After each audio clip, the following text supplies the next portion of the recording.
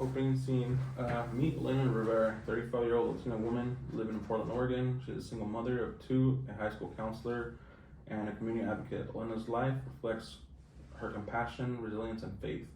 Her story shows how psychological, biological, social, and spiritual factors shape who she is and how she lives out her purpose. So the physiological factors, Elena demonstrates intellectual humility in her daily life, whether she's counseling a student, meeting with parents, or leading a community workshop. She stays open to learning from others, even in times of conflict or uncertainty.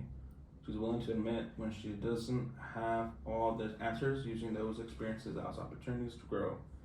She's able to see the world through others people's eyes, their struggles and emotions. This helps her build genuine connections with students who need and compassion. Lena shows a strong belief in her own abilities. She approaches obstacles with determination and trusts her efforts can lead to real change. Even when balancing the demands of single motherhood and busy career, she remains confident in her capacity to make a difference. So for that, in the concept, I did intellectual humility. Recognizing the definition is recognizing that a particular personal belief may be fallible, accompanied by an appropriate attentiveness to limitations and the evidence for that belief, and to know one's limitations in obtaining and evaluating relevant information. The example Elena shows this concept trait when she is willing to admit when she's wrong and doesn't have all the answers, and uses that as a teaching moment in order to still be able to grow. The next concept is emotional intelligence, and the definition is the ability to process emotional information and use it in reasoning and other cognitive activities. Four examples is for that definition is four abilities to perceive and appraise emotions accurately, to access and evoke emotions with the facilitate cognition, to comprehend emotional language and make use of emotional information, and to regulate one's own and others' emotion to provide growth and well-being.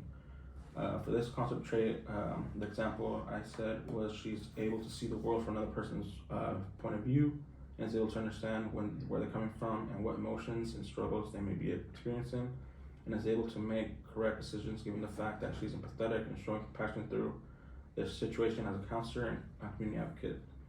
Theory of mind is the next example, and the definition is that understanding that others have intentions, desires, beliefs, perception, and emotions different from one's own, and that these people's actions and behaviors. The example in strict for this example, again, being able to put herself in someone's shoes helps her be able to provide the best advice or help predict how the person will behave in order to best support that person in their time of need. It sounded like she had a very great caregiver in her grandmother, and she was the driving force for helping her develop theory of mind. The next example for that, for this is self-efficacy. Its definition is subjective perception of one's own capability to perform in a given setting or to attain desired results. Example is for this concept, Elena shows self-efficacy by being confident in her abilities and is able to approach obstacles with her confidence that she has what it takes to make a real change in people's lives. Even with her own personal obstacles in her daily life, she is still confident she's making a difference in people's lives.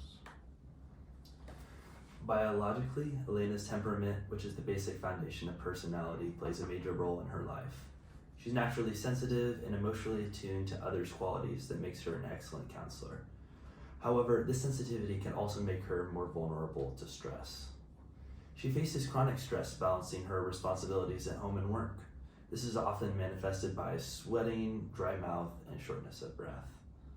The emotional weight of supporting students while providing for her and her family can be overwhelming at times. Still, she finds ways through prayer, journaling, and spending time with her children. This busy life often causes her sleep to be disrupted. This has a substantial effect on her mental functioning.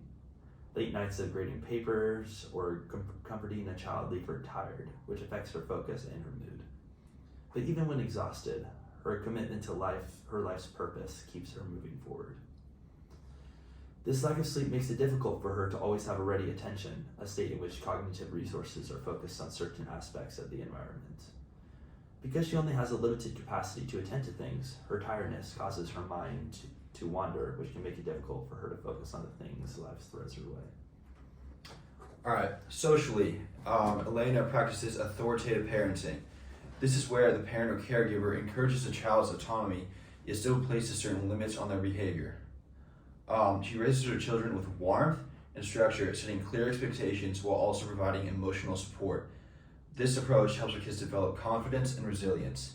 Secure attachment is defined as a positive parent-child relationship in which the child displays confidence when the parent is present, shows mild distress when the parent leaves, and quickly reestablishes contact when the parent returns.